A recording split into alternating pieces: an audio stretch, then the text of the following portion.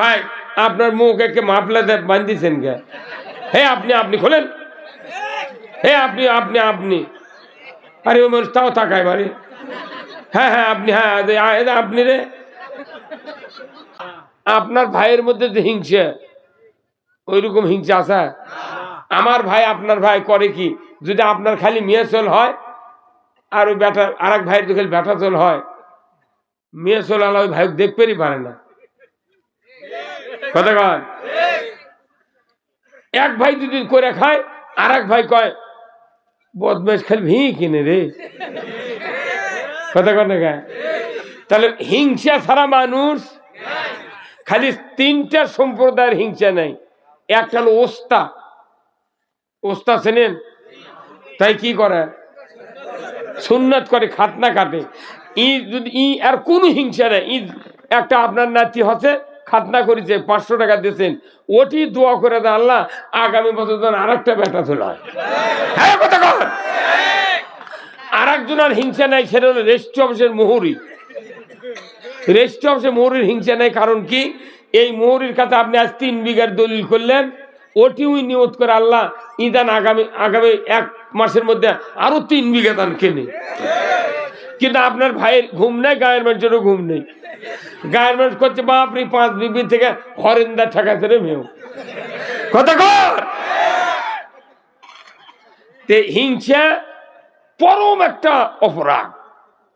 কারো যদি হিংসা থাকে, সকালবেলা আপনি 1 বোঝা খের চুলের ভাড়া দানিয়ে রাখছেন, রাত্রে ভাত খাওয়ার শোয়ার সময় এত বড় একটা আগুনের আংটা যদি ওই খেরের বোঝার মধ্যে দিয়ে 400 বার সুবহানাল্লাহ কয়া যদি ঘরের মধ্যে শোন, সকালবেলা ওটা কি খের পাবেন? কি হবে?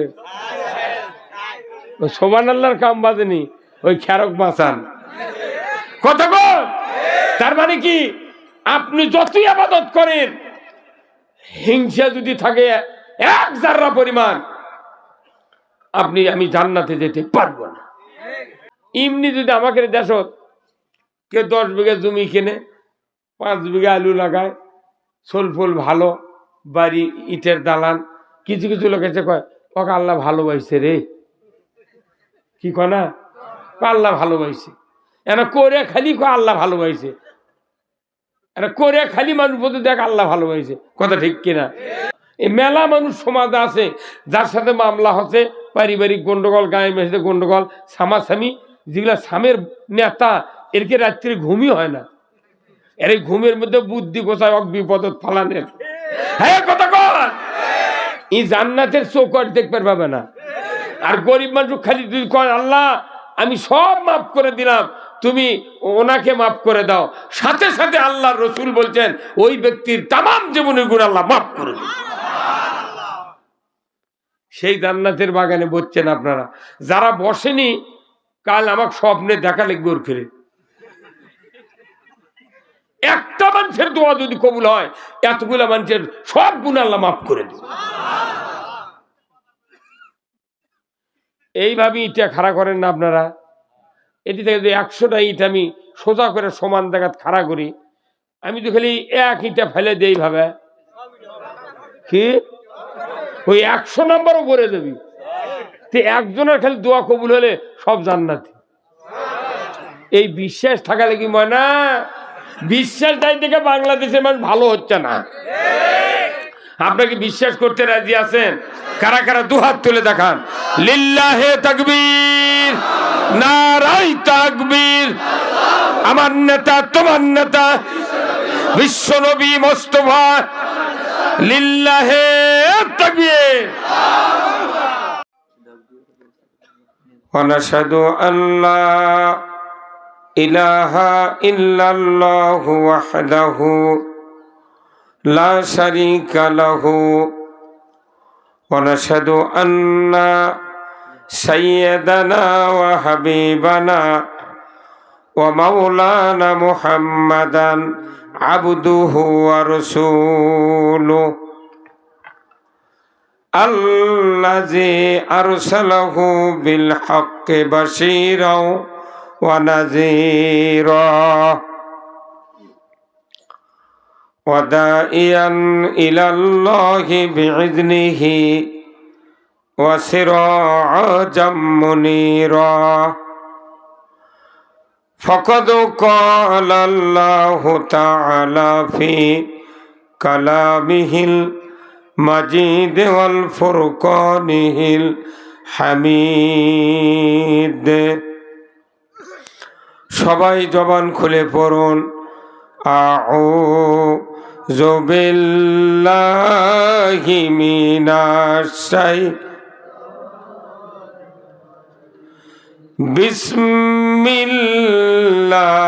বিসমিল্লাহির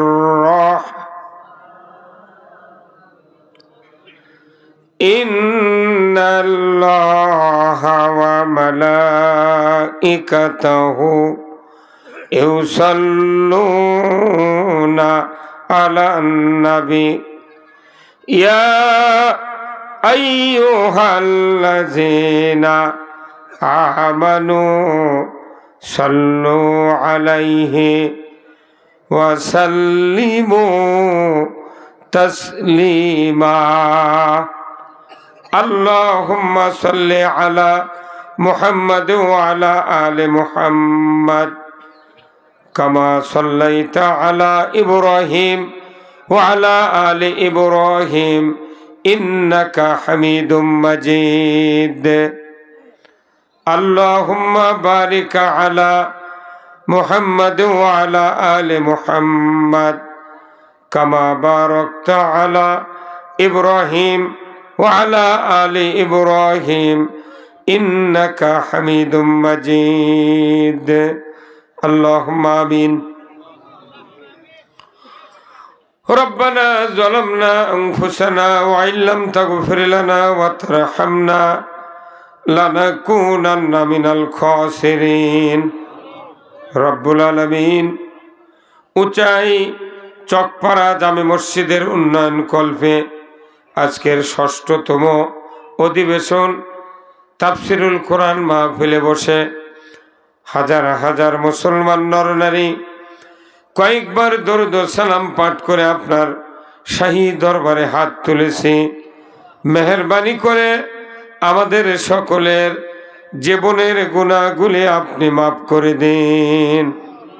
আয় আল্লাহ তাআলা, এই মসজিদ যারা কায়েম করেছেন, মাহফিলের যারা আয়োজন করেছেন, আমরা যারা কোরআন শোনার জন্য দূর দারাজ থেকে এসেছি, আমাদের ভেতরে যারা দরদের বাপ মাকে হারিয়েছি, কবরগুলিকে জান্নাতের বাগান বানায়া দেন রব্বুল আলামিন। এ উঁচাই চকপাড়া সহ চতুর্দিক থেকে যতগুলি গ্রাম মহল্লার মানুষ মাহফিলে হাজির হয়েছেন, সেই গ্রামের মাটির নিচে যত মুমিন মুমিনাত চিরবিদায় নিয়ে শুয়ে আছেন, আল্লাহ সকলের কবরগুলিকে জান্নাতের বাগান বানায়া দেন রব্বুল আলামিন। যত যুবক ভাইরা হাত তুলেছেন, সকলকে উমরের মতো ঈমান দিয়ে দেন। যত মুরব্বিনে কেরাম হাত তুলেছেন, সকলকে আবু বকর সিদ্দিক রাদিয়াল্লাহু তাআলা আনহুর মতো ঈমান বানিয়ে দেন আল্লাহ। আয় আল্লাহ, যত মা বোনেরা হাত তুলেছেন, সকলকে খাদিজা, হাজেরা, ফাতেমার মতো চরিত্রবান বানায়া দেন।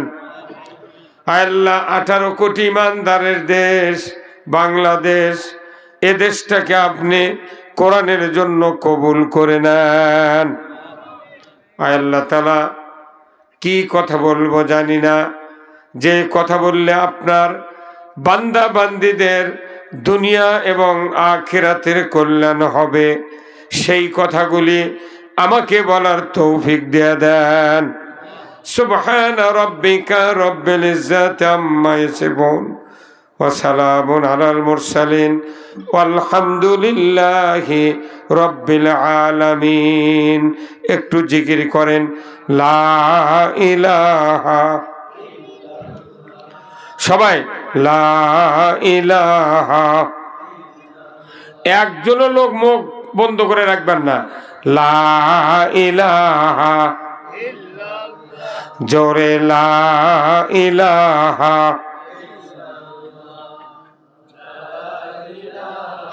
এতগুলা লোকেরা জোরে সবাই মুখ খোলেন না কেন? থামেন থামেন। আল্লাহ রাসূল বলছেন প্রত্যেক জিনিসের ষড়যন্ত্র আছে। লিকুল্লি শাইইন সিকালাতুন সিকালাতুন কুলুব আলা বিযিকরিল্লাহ। আল্লাহু আকবার।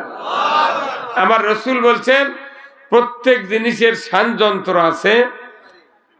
যেরকম দা, কুড়াল, খন্তা, বটি, ওকে যে মরিচিকা পড়লে কামারের কাছে দেয়, একবার আগুনে, একবার পানিতে, আর একবার হাতুড়ের বাড়ি দেওয়া লাগে। কথা কোন টাকা? আবার আয়াত দিয়ে ডলে চকচকে করা লাগে। আমার অন্তর যদি মরে যায়, বিভিন্ন খারাপ কাজ, ফায়সা কাজ, নামাজ কাজা, অন্যায় কর্ম করে অন্তর মরে গেছে, তাহলে মরা অন্তর কি হাত দিয়ে ডলা যাবে? এই অন্তর পরিষ্কারের জন্য আমার রাসূল বলছেন লিকুল্লি শাইইন সিকালাতুন সিকালাতুন কুলুব আলা বিযিকরিল্লাহ। প্রত্যেক জিনিসের ষড়যন্ত্র আছে, আর মানুষের অন্তরের ষড়যন্ত্র হলো আল্লাহর জিকির। সবাই এই সাইড বললেন না কে সুবহানাল্লাহ? এখন এই জিকিরের যে অ্যাকশন কি, এটা মানুষ এখনো বোঝেনি। আল্লাহ রাসূল বলছেন এক জায়গায় যখন কিছু লোক একত্রে মহব্বত নিয়ে জবান খুলে আল্লাহর তৌহিদের কালেমার জিকির করে, আরশ আজিমে একটা নূরের খুঁটি আছে, থরথর করে কাঁপে। আল্লাহু আকবার। কি করে কাঁপে? থরথর করে কাঁপে। আল্লাহ তাআলা বলেন, এই খুঁটি তুমি কাঁপছো কেন? স্থির হয়ে যাও, থেমে যাও। ওই খুঁটি বলে, আল্লাহ, ওই যে উঁচায় চকপাড়া জান্নাতের বাগানে এতগুলি লোক, নারী পুরুষ সবাই বসে আল্লাহ আপনার তৌহিদের কালেমার জিকির করছেন, ওই বান্দা বান্দির জীবনের গুনাহ যতক্ষণ মাফ না করবেন আমি আরশের খুঁটি থামতে রাজি নই। তাহলে আপনি এখানে জিকির করবেন, আরশের খুঁটি কাঁপবে, আপনার পক্ষে সুপারিশ করবে। এখন যিনি জিকির করলেন তার পক্ষে সুপারিশ করলো, যিনি মুখ খুললেন না, এটা কি আল্লাহ জানে না? হ্যাঁ, এতগুলা মানুষ যদি জোরে জোরে জিকির করেন, এই সামিয়ানা লড়া লাগবে। এই কথা কর না কেন? এমনি কত স্লোগান দিলেন, অমুক নেতার চরিত্র ফুলের মতো পবিত্র, নামাজ পড়ে নাই একক। আমার আল্লাহ কি ওই রকম? যার ইশারায় তাম পৃথিবী ধ্বংস হতে বাধ্য, তিনি আল্লাহ, তিনি আমাদের রব। একটু প্রাণ খুলে সেই তৌহিদের কালেমার জিকির কি করা যায় না? পারবেন তো সবাই? একটু ওই ভাই, আপনার মুখ একে মাফলা বান্ধিছেন কে? হে আপনি, আপনি খোলেন। হে আপনি, আপনি, আপনি, আরে ওই মানুষ তাও তাকায় বাড়ি। হ্যাঁ হ্যাঁ আপনি, হ্যাঁ আপনি রে, একটু জোরে সরে পড়ুন। লা ইলাহা, জোরে, লা ইলাহা।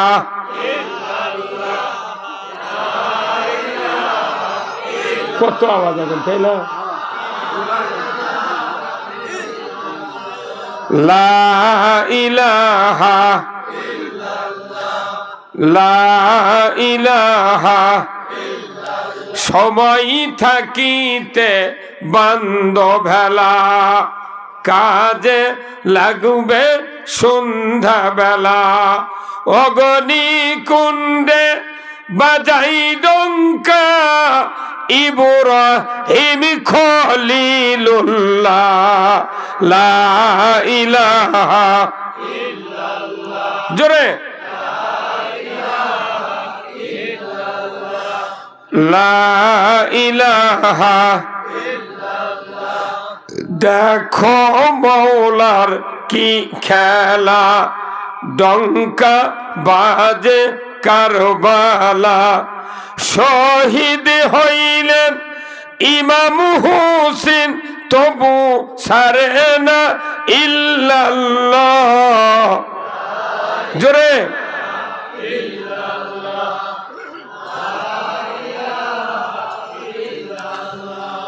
লা ইলাহা লা ইলাহা ইল্লাল্লাহু মুহাম্মাদুর রাসূলুল্লাহ সাল্লাল্লাহু আলাইহি সাল্লাম। এই আওয়াজ হওয়াতে সবার কলে বর কি বেড়ে গেল না? নাকি করছেন? আল্লাহ রাসূল বলছেন, ইজা মারার তুম বেল রিয়াজুল জান্নাহ ফারতাউ কলু মা রিয়াজুল জান্নাহ কলা হালাকুজ জিকির। সুবহানাল্লাহ। আল্লাহ নবী বলছেন যে, হে আমার সাহাবীরা, তোমরা যখন কোন জান্নাতের বাগানের দুনিয়ায় পরিভ্রমণ করবে, সেখান থেকে কিছু ফল সংগ্রহ করিও। ফল ফল। সাহাবারা বললেন, হুজুর, হাসরের ময়দানে বিচারের পর জান্নাত, দুনিয়াতে আবার বেহেশত কোথায়? আল্লাহ রাসূল বললেন, যেখানে আল্লাহর জিকির, রসুলের দরুদ এবং কোরআন হাদিসের কথা আলোচনা হয়, সেটাই হলো জান্নাতের বাগান। তাহলে আপনারা বসেছেন কাতে? কোন জান্নাতের বাগানে? কোন না কেন? এটা কিসের বাগান? তাহলে যারা বসেছেন, যে পজিশনের হন না কেন, আপনারা আজ জান্নাতের মেহমান। আচ্ছা, যারা দোকানে আছে, বাইরে ঘোরাফেরা করতেছে, দেখি বক্তা কি কয়। আবার কেউ কেউ চোখাচ্ছে যে দেখি বক্তা কতক্ষণ বক্তৃতা করে, বেশি ভালো না লাগলে চলে যাবো। তো কেউ যদি জান্নাতের বাগান থেকে চলে যায় এমনি, আমি কি ধরে রাখতে পারবো? কিন্তু রসুল বলছেন কেন জান্নাতের বাগানে বসবে। এরপরে হাদিস হলো, আলাইকুম বিমাজালাসাতিল উলামা ওয়াসতিমাই কালামিল হুকামায়ে ফাইন্নাল্লাহা তাআলা ইউহিল আরদাল মাইয়িতা বিমাইল মাতার। স্পষ্ট হাদিস রসুলের। নবী বলছেন, ও দুনিয়ার ইমানদারেরা, তোমরা আলেম ওলামার মজলিসে বসা কর্তব্য মনে করে নাও। আল্লাহু আকবার। কর্তব্য মানে কি? একবার জরুরি। কার মজলিসে? আলেম ওলামার মজলিসে। আলাইকুম বিমাজালাসাতিল উলামা। আলিম হলো এক বচন আর ওলামা বহু বচন। যত আলিম যেখানে বক্তৃতা দেয়, তোমরা কথা শুরু করলি ওখানে বসে যাও। সুবহানাল্লাহ। তাহলে উপকার কি? উপকার হলো, রসুল বলছেন যে যে সমস্ত অন্তর, নামাজ, কাজা, অন্যায়, অপকর্ম, আমরা কি গুনাহ ছাড়া আছি? আমারও গুনাহ হয় ডেলি কমপক্ষে 10টা, কমাস কম, বেশি তো আরো হয়। যাই বলবে আমার গুনাহ হয় না, ই পাট্টা শয়তান। কথা কন না? আল্লাহর রসুল আবার বলছেন যে আল্লাহ সবচেয়ে খুশি হয় বান্দা গুনাহ করলো, সাথে সাথে মাপ চালো। আল্লাহ তখন কয়, হ্যাঁ এইবার তুই মরদ চিনেছি। কথা কন না? আল্লাহর কাছে যত মাপ চাবি বান্দা, তত আল্লাহ খুশি হয়। কিন্তু একটা ধনী মানুষের কাছে যদি সকালবেলা যায়, কয় চাচা 1000 টাকা ধার দাও, প্রথমে কথে টাকা নাই বা কাল আসবো না, কাল দেন হয়নি। পরে আবার দুপুরে দেখো চাচা তখন চালো দেওয়া পারে, কোথেকে তো কয়বার কয়া লাগবে। আসনের পর যদি চায়, এক পর্যায়ে গলা ধাক্কা দিবি, এই তুই তামান দিন চাস মানে। এই কথা কোন না? মানুষের এই আচরণ। কিন্তু আল্লাহর হচ্ছে তরিকে কি? আল্লাহ বলছেন বান্দা গুনাহ করবে, আমি মাফ করব। সুবহানাল্লাহ। তেনে গুনাহ মাফ করার জন্য এই জান্নাতের বাগানে বসতে হবে। এরা মনে করেন একটা মুরগির ডিম পারে না ভাই, ওই খোলার মধ্যে যদি 12টা ডিম থাকে, দেখা যায় 28 দিন পর 2-3টে ডিমের বাচ্চা ওঠেনি। তার কারণ কি? ওই ডিম ওই পাখার বাহিরে ছিল, সেই জন্যে বাচ্চা ওঠেনি। তাহলে এটা জান্নাতের বাগান, যাই বাইরে ঘুরবি, ডিম যদি পাখার নিচে না থাকলে যদি কাজে হয়, কথা কোন এবারে? তাহলে জান্নাতের বাগানে এত লক্ষ টাকা খরচ করে এই জান্নাতের বাগান করা হয়েছে কারণ কি? শুধু আপনাদেরকে জান্নাতের বাগানে বসানোর জন্য। যদি দোয়া একজনের কবুল হয়ে যায় আল্লাহ তাআলা আপনাদের সবাইকে জান্নাত দিয়ে দিবে। আল্লাহর মধ্যে কি হিংসা আছে? আপনার ভাইয়ের মধ্যে যে হিংসা, ওইরকম হিংসা আছে? আমার ভাই আপনার ভাই করে কি? যদি আপনার খালি মেয়ে চল হয় আর ওই বেটা আর এক ভাইয়ের খালি বেটা চল হয়, মেয়ে চল আলা ওই ভাই দেখতেই পারে না। কথা কন? এক ভাই যদি করে খায় আর এক ভাই কয় বদমাইশ খালি ভি কিনে রে। কথা কন? তাহলে হিংসা ছাড়া মানুষ খালি তিনটা সম্প্রদায়ের হিংসা নেই। একটা হলো ওস্তা। ওস্তা চেনেন? তাই কি করে? সুন্নাত করে, খাতনা কাটে। আর কোনো হিংসা নেই। একটা আপনার নাতি হচ্ছে, খাতনা করেছে, 500 টাকা দিয়েছেন, ওটি দোয়া করে দেন আল্লাহ আগামী বছর যেন আর একটা বেটা চলে হয়। হ্যাঁ কথা কর।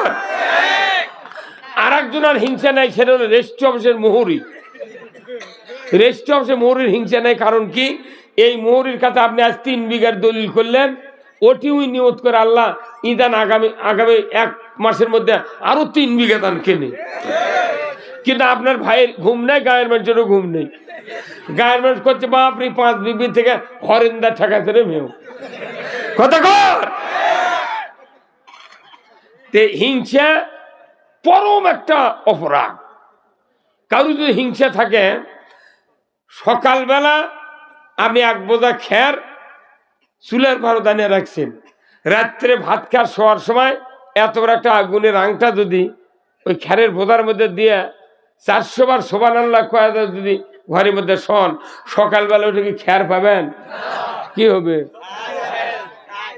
সুবহানাল্লাহর কাম বাজেনি, ওই খেরক বাঁচান। কথা বল। তার মানে কি? আপনি যতই ইবাদত করেন, হিংসা যদি থাকে 1 জাররা পরিমাণ, আমি জান্নাতে যেতে পারবো না। তার হিংসা মুক্ত অবস্থায় মাহফিলে বসেন। বক্তৃতা শুরুর আগে কিছু তথ্য দিয়ে আপনাকে। আল্লাহ রসুল একদিন মসজিদে নববীতে বসে আছেন নামাজের পূর্ব মুহূর্তে। তখন আল্লাহ রসুলের ডান দিকে একটা জায়গা ফাঁকা। রসুল বলছেন, আমার সাহেবেরা তোমরা শোনো, এই জায়গার যে লোক বসবি সে জান্নাতি। জোরে বলা গেল সুবহানাল্লাহ। এই লোক কি? সবাই তখন রসুলের দিক তাকান বাদ দিয়ে খালি ওই জায়গার দিক থেকে আছে। কে বসবি রে এটি? আল্লাহু আকবার। কিছুক্ষণ পর এক লোক এসে একটু বসলো। সবাই আশ্চর্য হয়ে গেল, কে রে? এই লোক জান্নাতি নবী ঘোষণা দিল, মাথায় খারাপ রে। কি? এখন কিছুক্ষণ পর নামাজ কালাম শেষ হয়ে গেল। আবার কয়েকদিন পর রসুল বললেন যে আমার বাম পাশে একটা জায়গা আছে, দেখছো তোমরা, এখানে যে লোক বসবে সেই লোক জান্নাতি। এইবার সাহাবারা চিন্তা করলেন যে দেখি এখন এটি আবার কে বসে। দেখা গেল যে ওই যে লোক ওই পার বসছিল ওই লোক বসছে। বেশ কিছুদিন পর রসুলের সামনে একটা জায়গা এরকম ফাঁকা। রসুল বললেন যে এই জায়গার যে বসবে সেই লোক আল্লাহর জান্নাতি। কিছুক্ষণ পর ওই লোকে আবার দেখা বসছে। তাহলে একই লোক 3 দিন আল্লাহর নবী জান্নাতি ঘোষণা করলেন। ওই লোকটার কি কম ভাগ্য? কন্যা কে? হ্যাঁ, এমনি যদি আমাকে দেশ কেউ 10 বিঘা জমি কিনে 5 বিঘা আলু লাগায়, সোল ফল ভালো, বাড়ি ইটের দালান, কিছু কিছু লোক এসে কয় ওকে আল্লাহ ভালোবাসছে রে। কি কয় না? আল্লাহ ভালোবাসছে। এরা করে খালি কয় আল্লাহ ভালোবাসছে, এরা করে খালি মানুষ বলতে দেখ আল্লাহ ভালোবাসছে। কথা ঠিক কিনা? তাহলে রসুলের জবান দেবার আছে এই লোক জান্নাতি। তাহলে এই লোকের চেয়ে ভাগ্যবান লোক আর কেউ আছি আমরা? একটা সাহাবী আব্দুল্লাহ ইবনে মাসউদ রাদিয়াল্লাহু আনহু, উনি চিন্তা করছে 3 দিনই একই লোক জান্নাতি বললো, কারণ কি? এশার নামাজ পড়ে ওই সাহাবী চলে যাচ্ছে, আব্দুল্লাহ ইবনে মাসউদ তারই পেছনে পেছনে চলে যাচ্ছে, একটু দূরে দূরে, যাতে পেছন থেকে দেখতে না পারে। তখন তো আমাদের মতো কি কারেন্ট ছিল সৌদি আরব? কারেন্ট নেই, মুম্বাই অন্ধকারের মধ্যে সাহাবারা গেছে। ওই সাহাবি বাড়ির ভেতর ঢুকছে, এই সাহাবি তার দরজা নক করছে, চলে যাচ্ছে, হুজুর কে আপনি? ও কি খবর? বলছে ভাই আমার বাড়িতে না সমস্যা, আমি আপনার বাড়ি 3 দিন থাকবো। থাকেন, আহলান সাহলান, আপনার সুখবর, আপনি থাকেন। একে বেড করে দিয়েছে, 3 দিন ওখানে আছে। ওই উনি নামাজ পড়ে, মসজিদে যান, উনিও যান, তাহাজ্জুদ করে, এই করতে করতে 3 দিন পর বলতেছে ভাই আমি চলে যাব। তখন বলি যে আপনি কি জন্য এলেন, আবার যাবেন কে, থাকেন। তো বলছে না, আমার আসল কথা হলো কি, নবী যে 3 দিন বললো যে জান্নাতি, আপনার কি করেন আপনি? আপনিও যা করলেন আমিও তো তাই করি।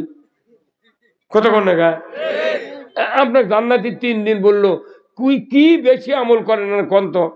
তো বলছি যে ভাই আমি বলবো না, রসুল বলবি, সেটা কি মরদই দেখেন। ওই সাহাবি বলছে তাহলে আপনি মসজিদে নববী চলেন, রসুলের মুখ দিয়ে শোনেন, আমি বললে আমার আর না সমস্যাই তো, কথা ঠিক কিনা? যদি অহংকার পয়দা হয়। উনি তখন গেলেন, রসুলকে বললেন হুজুর আমাকে আপনি 3 দিন জান্নাতি বলছেন, ঘোষণা করছেন, এই লোকটা আমাকে দেখার জন্য 3 দিন আমার বাড়িতে গেছিল, তা আপনি না বলে দেন তো কি জন্য আপনি জান্নাতি ঘোষণা করলেন? তখন বলছে আমার সাহাবীরা তোমরা শোনো, এটা কোনো প্রত্যেক ইমানদারের ভেতরে এই গুণ যদি থাকে, আল্লাহ আপনাকেও জান্নাত দিয়ে দিবে, যেহেতু ওই আল্লাহ তো। কথা কনে খালি রসুল বিদায় হয়ে গেছে, কিন্তু কথা কিয়ামত পর্যন্ত। আচ্ছা কোন তো বিষাতুর গাছ কেউ লাগাছে? বিষাতুর গাছের পাতার যে আকশান কিয়ামত পর্যন্ত থাকবি, কোনদিন কমবি? তে রসুলের কথা, আল্লাহর কাজ বিষাতুর মতো, কোনদিন অ্যাকশন নষ্ট হবে না। আল্লাহু আকবার। রসুল তখন বলছেন যে এই লোকটাকে জান্নাতি বলছি আমি এই জন্যে, এই লোকটা সারাদিন আল্লাহর কাজ করে, রসুলের কাজ করে, সংসার করে, বিভিন্ন মানুষ কালেমা পড়ার জন্যে, ইমানের দাওয়াত দেওয়ার জন্যে, কেউ গালমন্দ করে, কেউ অপমান করে, কেউ মারবার চায়, কত গ্লানি এর উপর দিয়ে চলে যায়। তো এই লোকটার একটা আমল হলো, রাত্রে নামাজ পড়ে দেয়, ভাত টাত খায়, শোয়ার সময় আল্লাহ বলে আল্লাহ আমার সাথে যাই বিদ্রুপ ঠাট্টা আমার উপর যাই অন্যায় অবিচার করছে, আমি 1 সেকেন্ডের মধ্যে তাদের সবাইকে আমি মাফ করে দিলাম। এই লোকটা মাফ করে দিয়ে খালি বিছনা শুয়ে পড়ে, এর আর কোনো টেনশন থাকে না। কতক্ষণ? এটা কি কম আমল? এই মেলা মানুষ সমাজে আছে যার সাথে মামলা হচ্ছে, পারিবারিক গন্ডগোল, গায়ের মেঝেতে গন্ডগোল, সামাসামি, যেগুলা স্বামীর নেতা, এরকে রাত্রে ঘুমই হয় না, এর এই ঘুমের মধ্যে বুদ্ধি গোছায় বিপদ ফালানের। হ্যাঁ কতক্ষণ? এই জান্নাতের চৌকাঠ দেখতে পাবে না। আর গরিব মানুষ খালি তুই কয় আল্লাহ আমি সব মাফ করে দিলাম, তুমি ওনাকে মাফ করে দাও, সাথে সাথে আল্লাহ রসুল বলছেন ওই ব্যক্তির তামাম জীবনের গুণ আল্লাহ মাফ করে দিন।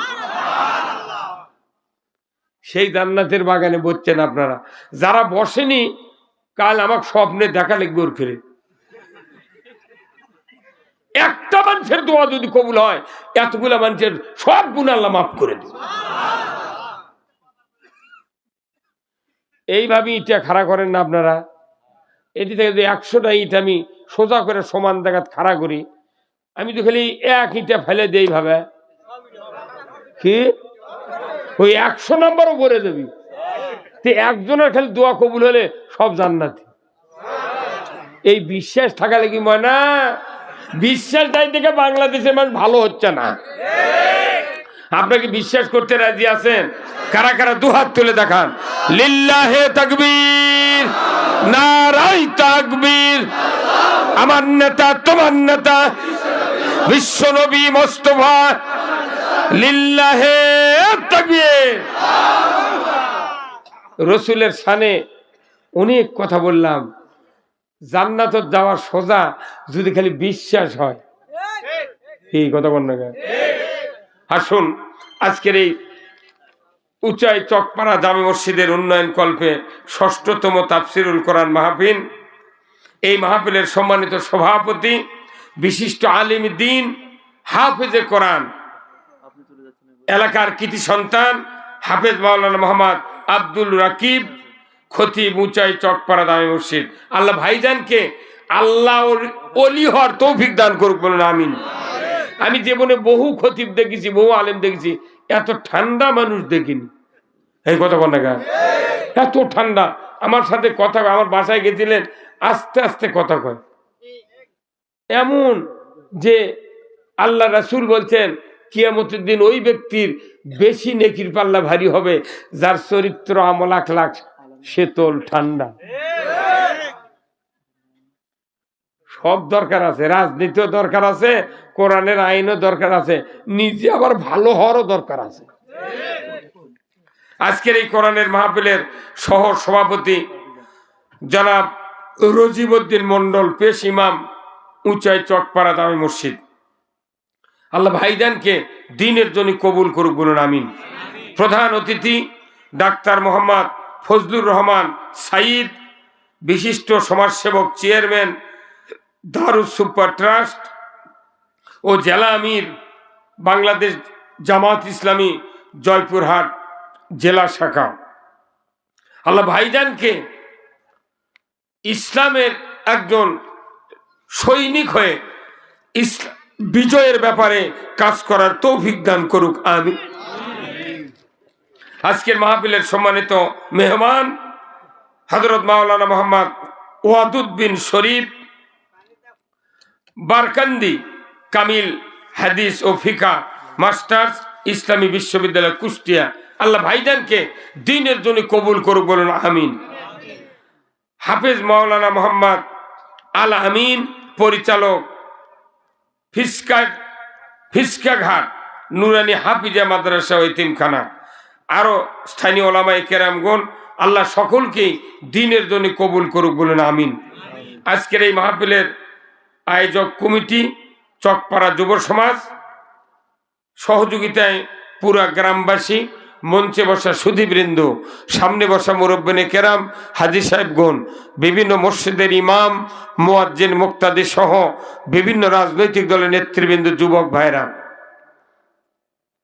পর্দার অন্তরালে মা ও বোনেরা, প্রাইমারি, মাদ্রাসা, হাই স্কুল, কলেজের শিক্ষক মহোদয়গণ, ছাত্র ভাইরা, কচি কাচারা এবং আজকের এই মাহফিলের ইন্তেজামিয়া কমিটি বর্গ, যুবক ভাইরা, প্রচার মিডিয়ার সম্মানিত মাইকালা এবং ভিডিওম্যান ভাইরা, সবার প্রতি আমার সালাম, আসসালামু আলাইকুম ওয়া রাহমাতুল্লাহি ওয়া বারাকাতুহু। কেমন আছেন আপনারা? আছি আলহামদুলিল্লাহ। আল্লাহ আপনাদের সহ আমাকে সুস্থ রেখেছেন। কত মানুষ হাসপাতালে চিকিৎসাধীন আছে, কারো রক্ত পরীক্ষা হচ্ছে, কারো ডায়াগনস্টিক সেন্টারে হার্ট অপারেশন হচ্ছে, কত কিডনি গেছে, কত রক্ত শেষ, কত শরীরের রগ রেশার কষ্ট করতেছে। কোনো টেনশন ছাড়া আল্লাহ আমাদেরকে জান্নাতে বাগানে বসার তৌফিক দিয়েছেন, জোরে কোন আমিন।